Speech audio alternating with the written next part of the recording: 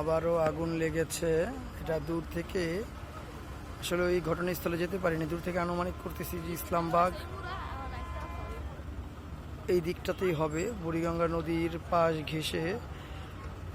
এটা আপনার সোয়ারিঘাট, ইসলামবাগ এই এরিয়াতে আগুনটা, আঙুলের কুণ্ডলি দেখতেই পাচ্ছেন আপনারা। পুরো আকাশ ছেয়ে গেছে, পাশে বুড়িগঙ্গা নদী।